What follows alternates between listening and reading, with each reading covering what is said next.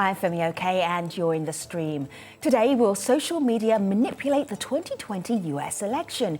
We'll talk to a Cambridge Analytica whistleblower about how big tech could be undermining the democratic process.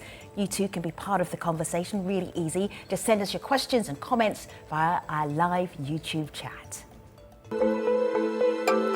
Hi, my name is Grace Natabalo. I am a social media activist based in Uganda, and you're in the stream.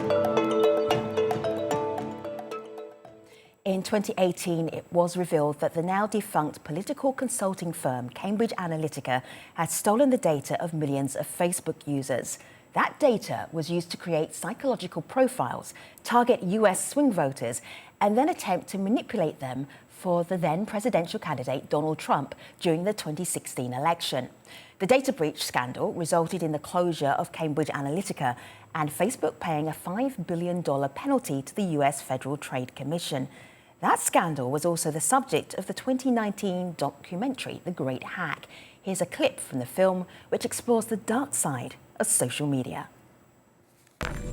These digital traces of ourselves are being mined into $1 trillion a year industry. We are now the commodity.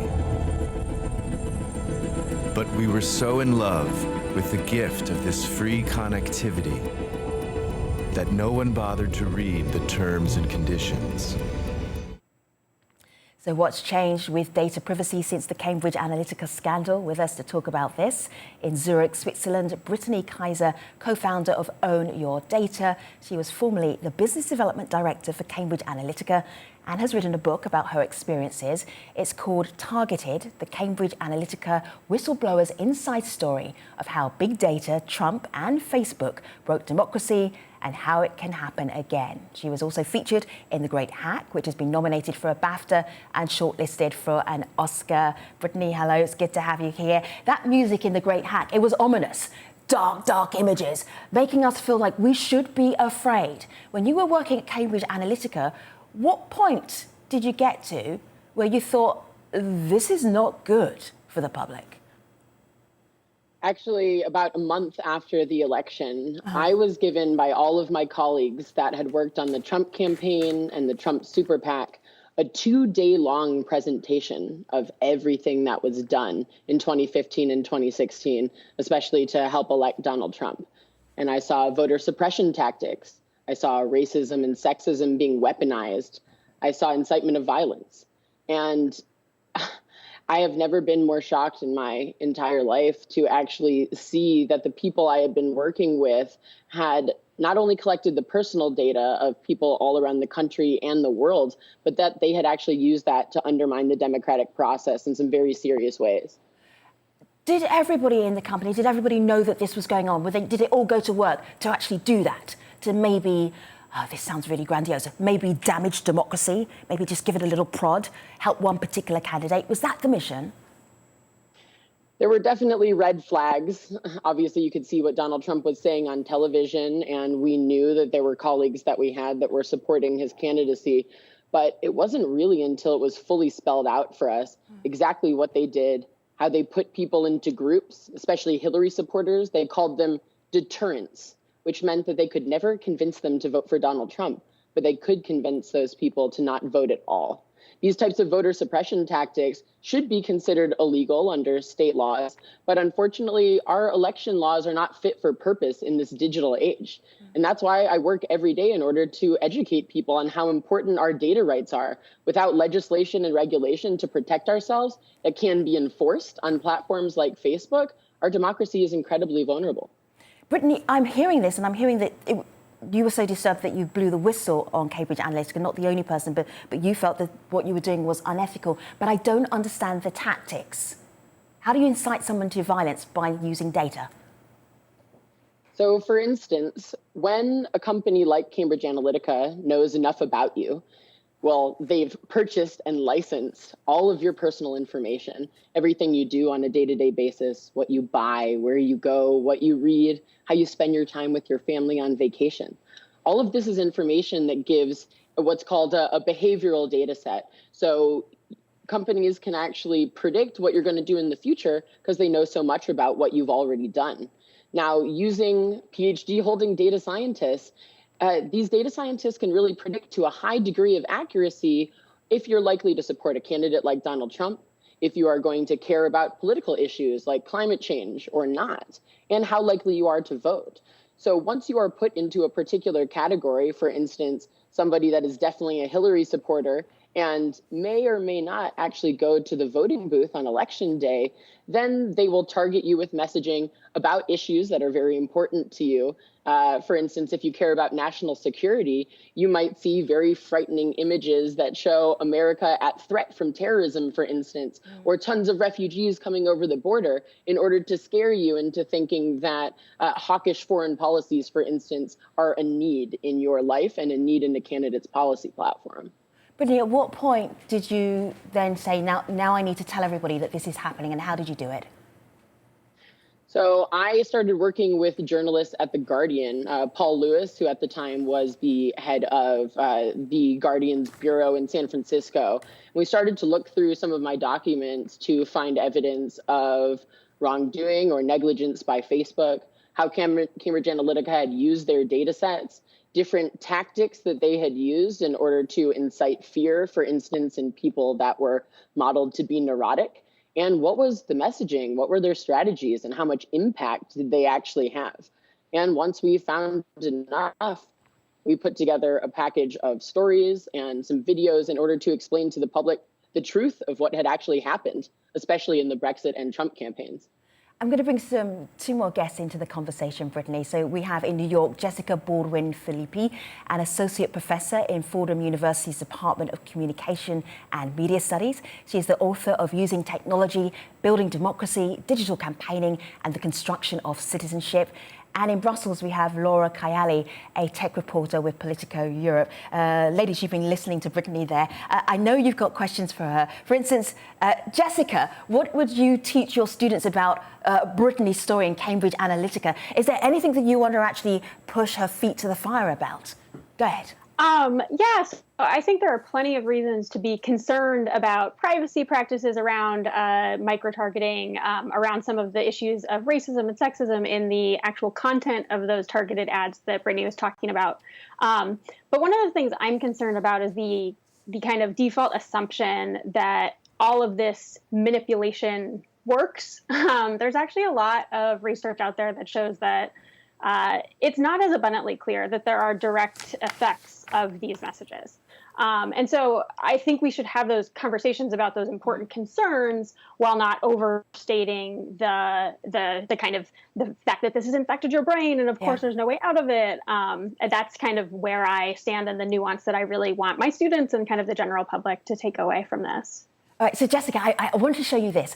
This is from The Great Hack, and it's about the body of people who could possibly be persuaded. And Brittany calls them the Persuadables. Let's have a look, and I'm interested to hear your thoughts about them. Remember those Facebook quizzes that we used to form personality models for all voters in the US? The truth is, we didn't target every American voter equally. The bulk of our resources went into targeting those whose minds we thought we could change. We called them the Persuadables. They're everywhere in the country, but the Persuadables that mattered were the ones in swing states like Michigan, Wisconsin, Pennsylvania, and Florida. Now, each of these states were broken down by precinct. So you can say there are 22,000 persuadable voters in this precinct. And if we targeted enough persuadable people in the right precincts, then those states would turn red instead of blue. So that's how they did it, or maybe that's how it's done. But Jessica, you're not persuaded by the Persuadables? What a lot of the field experimental research in political science tells us is that it's much easier to mobilize people. So people who have already been persuaded, either to get them to go out on election day to go vote, or even to donate more money to the people they already like. that is where data makes a big difference. In persuasion, repeatedly, even kind of the best uses of data, which tend to be canvassing in person, so not just putting that data toward a targeted ad, but putting that data toward me knocking on your door, that there's really mixed results, and that it's not abundantly clear that even that works. And that's kind of like the gold standard. And so the idea that it would be as simple as finding those people, it is not clear. Some data has even shown that even when people, we know that their preferences are at odds with their issue preferences are at odds with their ideological preferences. So if I am a Republican and I hold some Democratic issue stances, that even in cases like that, where I would be like really ready to probably like defect, that doesn't happen. That people report that they're going to defect, and that their minds have been changed, and then they actually vote within their ideological party. Brittany, does that make you feel less guilty about what you used to do at Cambridge Analytica? Well, unfortunately, Cambridge Analytica was a startup full of data scientists and data engineers that tested and tested and tested in order to prove what tactics worked the best. And you're definitely correct that not all psychographic targeting and not all digital campaigns actually have their intended effect or as much of an impact as the client might like, for instance. But what we found was the most successful was actually targeting neurotic people with fear-based messaging. So people that were susceptible to being afraid about certain political issues, people that were modeled to maybe not vote. Keeping them at home was a lot cheaper than registering new people to vote and actually getting them out. And that's the scariest part of this all, because most of that is invisible. I can't tell if the person next to me is being targeted because they're getting completely different imagery and content than I am. The Trump campaign put out over 1 million different pieces of content, whereas Hillary's campaign only had just over 50,000.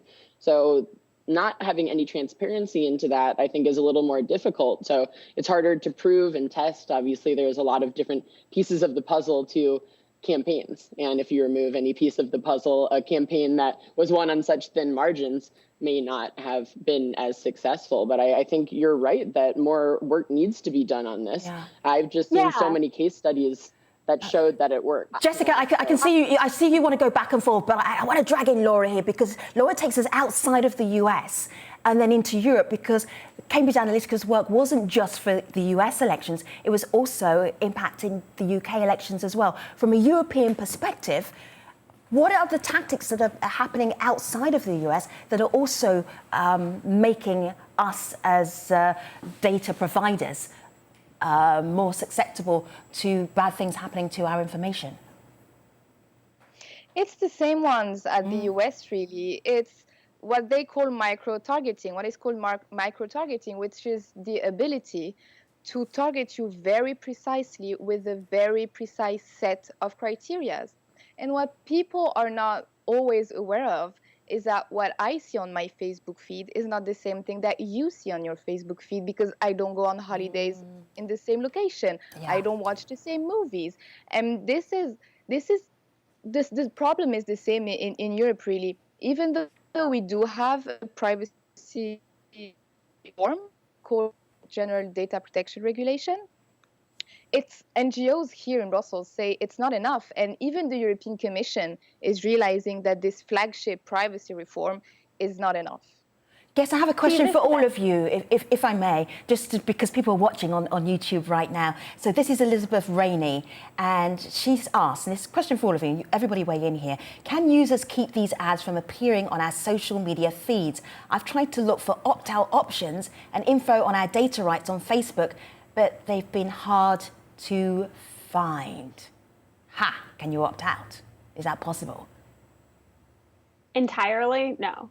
I mean, right, you can have things like a web browser extension that whitelists you from ads, or basically takes ads off of your interface. But that is just not showing you the ads. That's not stopping them from collecting your data or from putting you into these targeting buckets at all, which I would almost argue is more of a problem, because then you're just kind of blind to it and you don't think about it even more. Brittany, go ahead. Yeah, absolutely. I think one of the biggest problems that we're facing right now is even though we have landmark privacy legislation, GDPR, and even the California Consumer Privacy Act, which is now being applied by most tech companies to all of America, implementing these laws and proving compliance is incredibly difficult. That's really a technology solution. We need the ability to track and trace where our data is going, the ability to opt in or out of who can get access to that, and what they're going to use it for as well. And while we're in this, I would say, no man's land of having privacy legislation, but having so many companies and even governments having difficulty implementing that, it's really trying to figure out how do we bridge that gap? And I've been trying to help a lot of different companies in this type of compliance. And even California has started with a new fund that's hopefully going to go through in the next few months, which will be just to start $10 million so companies can actually figure out how to do this. But we've seen a lot of big tech companies like Facebook who are not very interested in helping people with their data privacy and their data rights. They haven't even helped us enforce our basic election laws on their platform and are not even holding politicians like Donald Trump to the same community standards as you and me. So it's definitely an uphill battle. Yes, Laura, go ahead. Yeah, if I can jump in for a second, what's interesting in Europe is that they are trying to pass another legislation on top of GDPR that would allow people to opt in and opt out, but that legislation has been stuck for 3 or 4 years because governments refuse to pass it. And what it shows, and what NGOs are saying more and more, is that even governments do not have an incentive to regulate privacy. Cambridge Analytica shows political parties and political groups do also have an interest in being able to gather data. And governments, their law enforcement agencies also ask for data. So this is even bigger than just like big tech. Let me share this with you, this headline, and then you go next. I'm going to go first, and then you can go next, Jessica. Dating apps, this is from Reuters, share intimate data about users, and that's from one consumer group revealing that. Where else are we maybe not knowingly giving our information up? Because I think that will be news you can use today. What else? So you're on a dating app looking for a date. You're not to know that that information is then perhaps going to be used not necessarily for the better good of the community. It might be used against you. Jessica, what else? What else can you unknowingly be throwing out your data to? I mean, quite literally everywhere, all of the time, right? Okay. I think that some of the conversations are, I mean, so like we can talk about the fact that like, yes, we should find better regulation for that. But also the part about transparency that we were talking about earlier. And I think that Brittany brought up as the only lever is not just to stop these companies from collecting the data.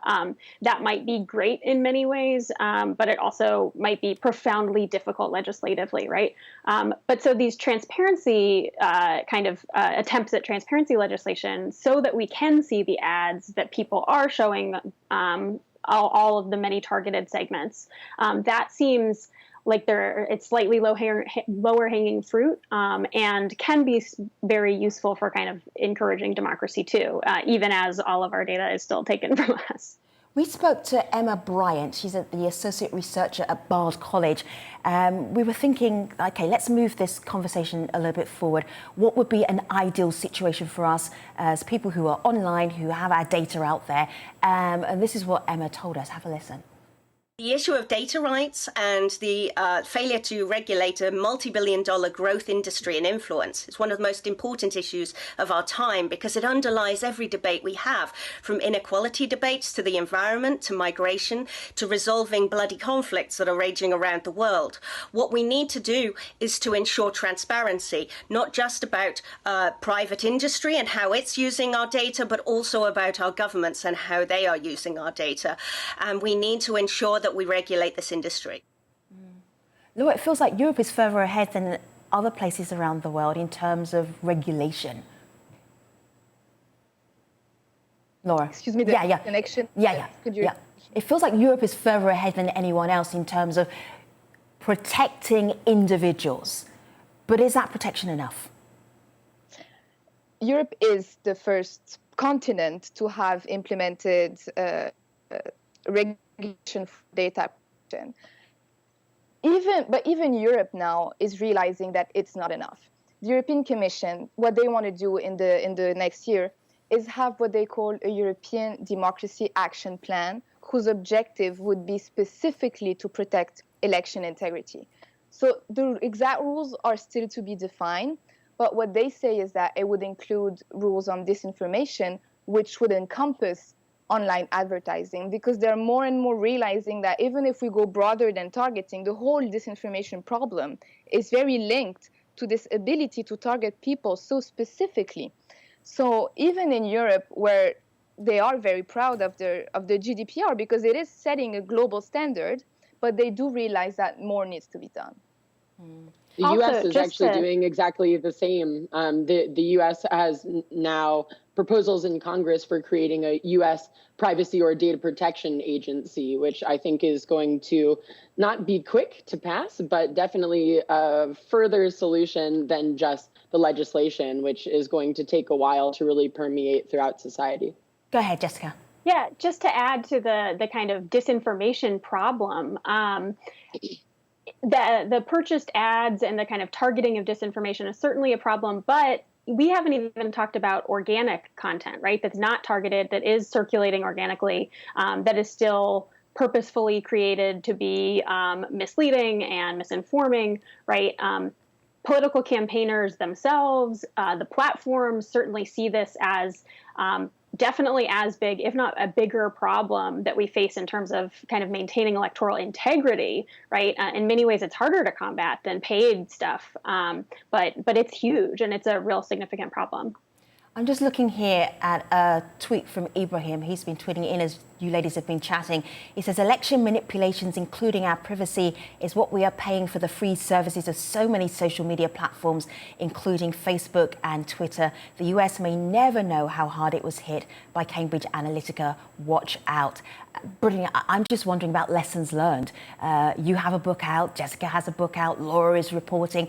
Are we learning any lessons? Or are we just carrying on business as usual? And with another big election ahead of the United States, what is likely to happen? Brittany, well, I think what's so important is that us as individuals, we are learning. There's this massive wave of awareness in societies around the world, not just in the United States, of how important our data is. Data is the world's most valuable asset. And now that we're starting to realize it, we're starting to take our privacy a bit more seriously, thinking about where is our data going, what is it going to be used for, and do we have transparency and opt-in into that? Whether the law allows that or not, people being more digitally literate, having digital intelligence to understand how to protect themselves is the #1 best step.